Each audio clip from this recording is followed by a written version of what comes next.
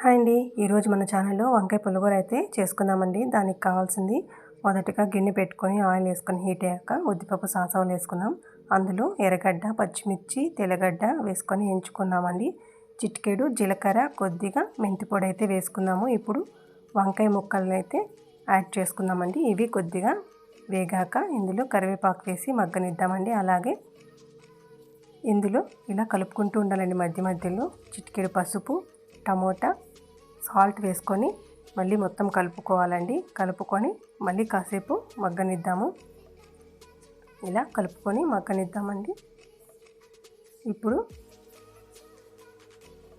చింతపండు వేసుకొని ఇలాగా మగ్గనివ్వాలి. కొద్దిగా మగ్గినాక ధనియాల పొడి యాడ్ చేసుకొని తగినంత నీళ్ళు అయితే పోసుకున్నామండి. ఇప్పుడు మన కూర అయితే ఉడికిపోయింది.